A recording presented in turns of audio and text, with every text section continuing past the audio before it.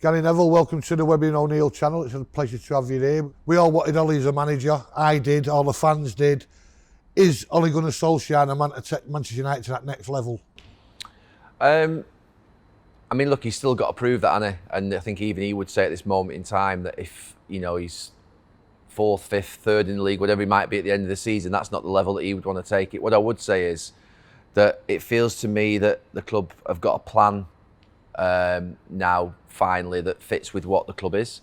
A team that looks like it's got more energy, more youth, players that want to play for the club. I think there was a case for about 6-7 years where the club seemed to sort of divert towards what the managers wanted. And the managers, to be fair, had their own philosophies, their own beliefs. Jose Mourinho plays a style of football that is won trophies all over Europe, but it effectively doesn't really work at Manchester United. Louis van Gaal's football is sensational. You see how he coaches teams, but I couldn't watch it out there. I found it difficult to watch it out there. And that's just me being, wanting fast-flowing, energetic football where there's lots of attacking. And I think what Ole's done now is, to be fair, it's quicker than I thought. I thought at the start of the season I was worried. A quarter way through the season I was worried. I was worried for Ole. I thought he needed to spend money. To be fair, I didn't think one signing would have the impact that it's had, and one youth player. But the signing in Fernandes has just completely transformed the whole dressing room. He's transformed the club. I've never known a signing have such an impact. I mean, you can talk about Eric Cantona. Eric Cantona came into a team that was nearly a title-winning team the year before. This is nowhere near a title-winning team, and all of a sudden you're starting to think about this team as being something that might challenge next year. He's had incredible, influence, not just upon the team, himself, the individuals, the fans, everybody. And Ole, I wouldn't have thought of imagined it, but he's glued everything together. So Ole, for me at this moment, I'm delighted for him. He loves Manchester United. That's the main thing. He loves the club. We need people at this club who love the club. That doesn't mean to say they have to be people who've come through the ranks. You can love this club if you've been, come from Africa, Asia, Australasia, Europe, Scandinavia. There are people who've come to this club for the last 25, 30 years from all around the world who've grown to love it. And Ole's grown to love the club, and he knows how to apply himself at the club. If you've mentioned spending big for Ole, but COVID-19 has completely changed the world. You as a co-owner of a football club, would you be surprised if Man United spent big? Because I don't see, Webby doesn't see, the money out there.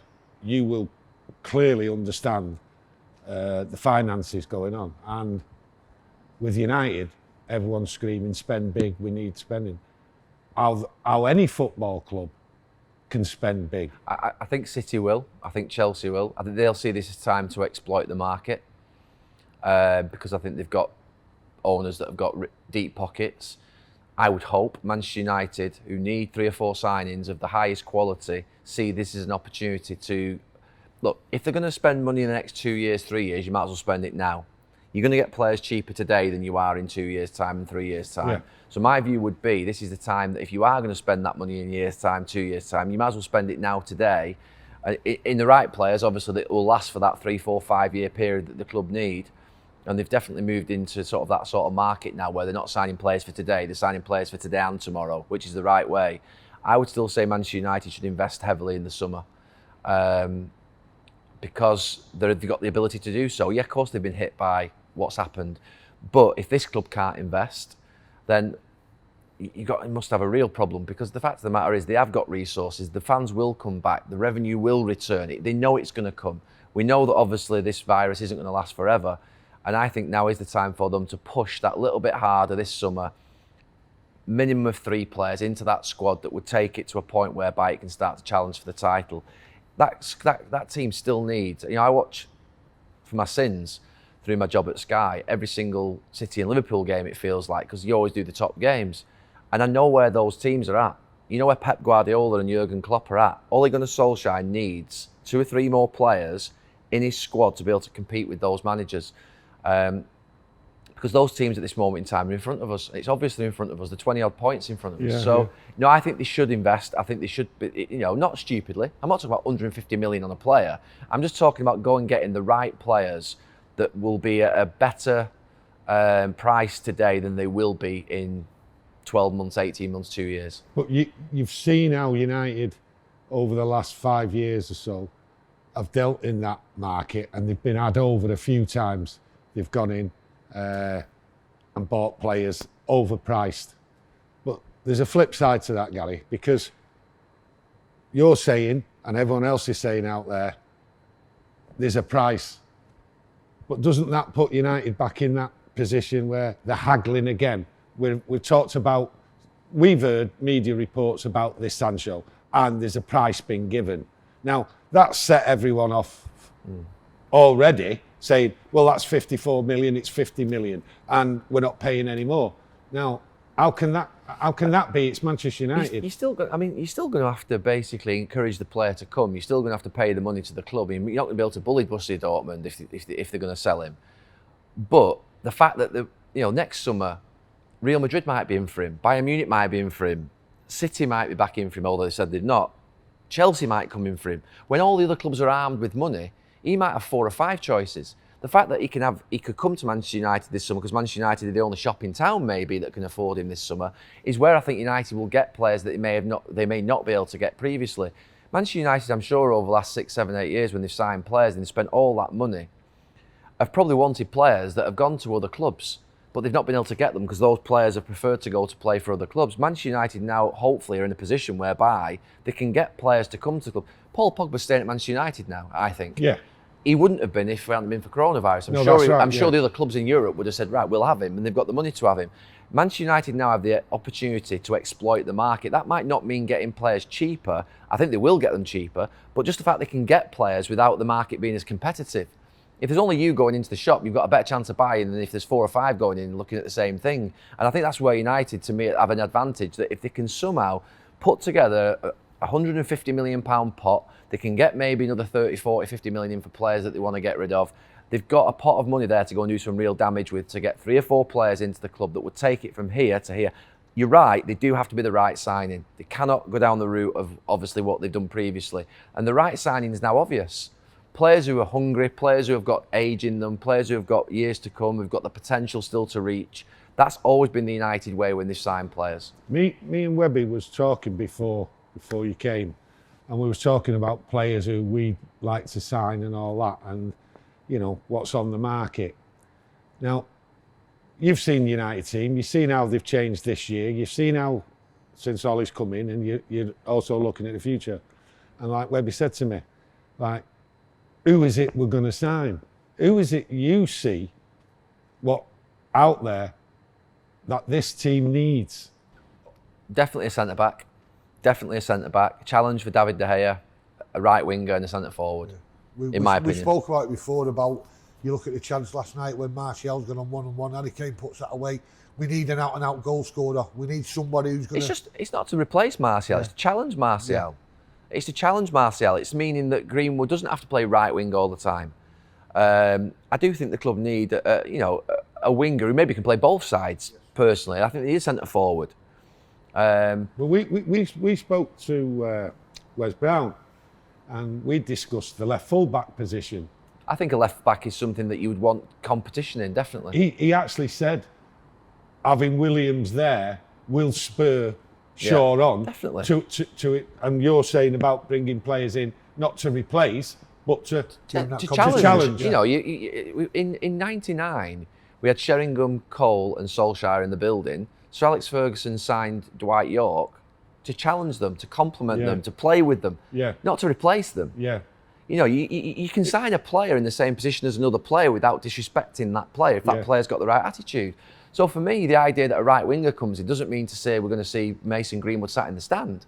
That seems to be the impression that United. No, I don't mean it that way. Yeah. I mean, United fans are always like, what we see and hear is like they're always saying we need this to replace. No. And it's not. This club isn't about replacing. It's about, as I've always seen it, it's like what you say, the challenge, and it's to have a squad. It's have a squad that's capable of winning the Premier League and Champions League. Yeah. You can't do that with 11 players or 13 players. You need 15, 16, 17 players, the highest quality.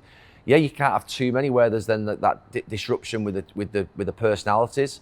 but you still need competitiveness. You still need, competition in each space. We definitely need a top centre half to go alongside Harry Maguire, in my opinion. We need a centre forward, a right winger. You could argue left back, but I think to me, centre forward, right winger, and centre back to me are priorities. But Ole might not think they're the priorities. He might think he's okay with what he's got. But looking at the squad, I would say a really dominant, quick centre back going in there alongside Maguire, Wan-Bissaka, maybe with Shaw at left back. For me, you'd see a top back four then. And then you're just hoping David De Gea can get back to his level. If David De Gea gets back to his level, then he doesn't need competition.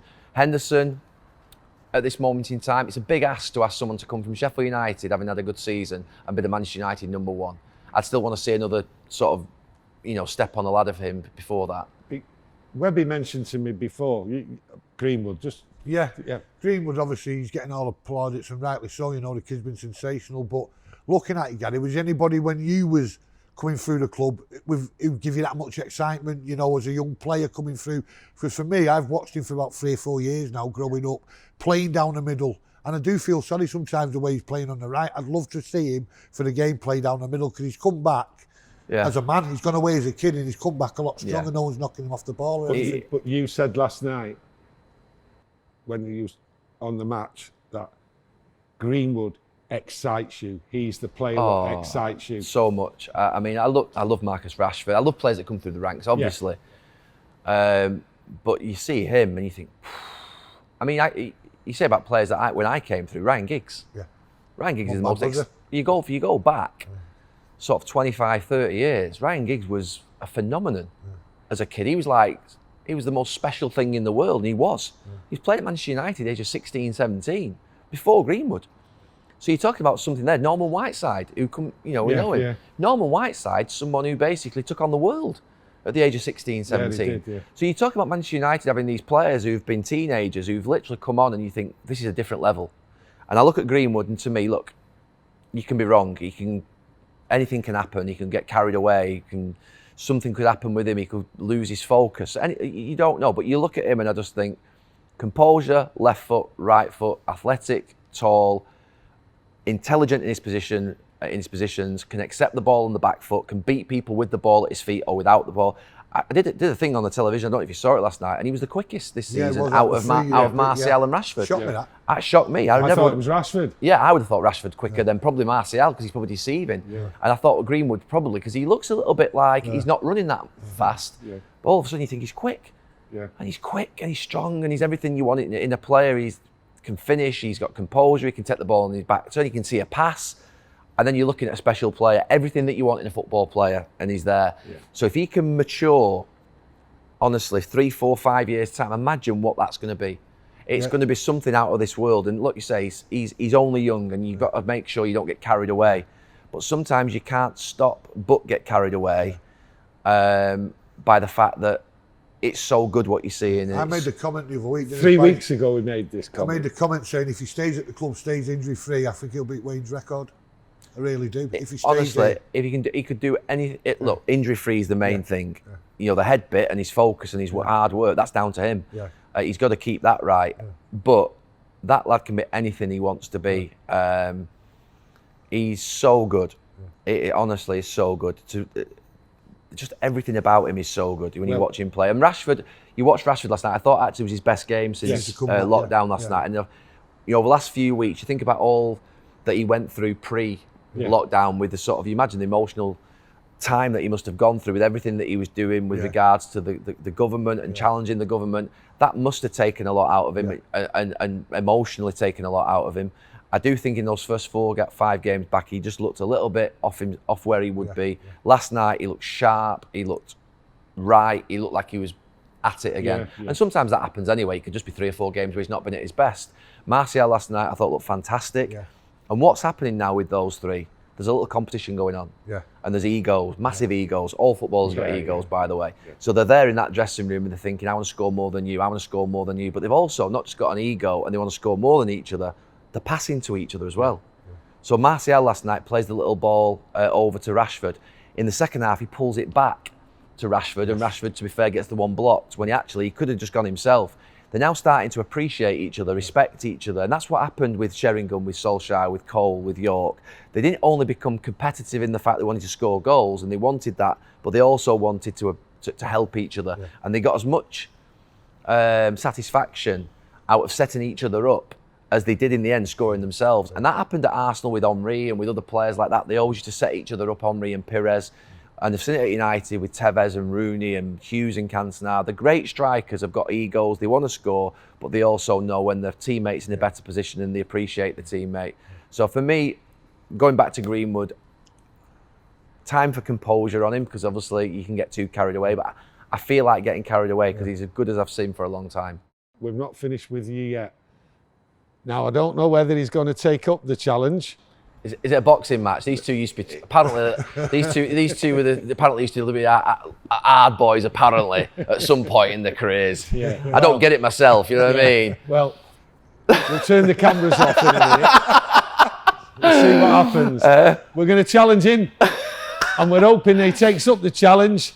And the only person what won't be watching will be Ryan Giggs.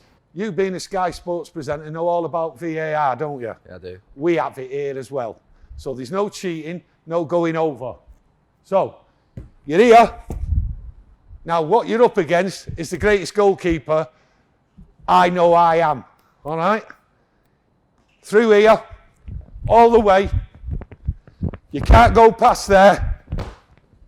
And that's what I'm hoping you to do. All right? So I've got to run with it? You've got to run with it.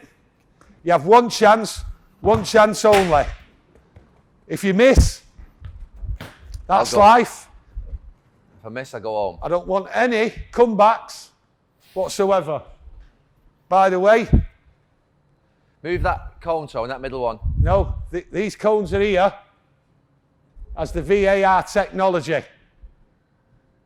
You can stand a yard. Now, give me a minute while I do a bit of exercising, all right? Now, you know I'm good. Not yet. Not yet. You can't practice neither. I'll shout you when I've not exercised, Gary. I need it. I'm a perfectionist. You tell me when you're ready, because I am now. Okay?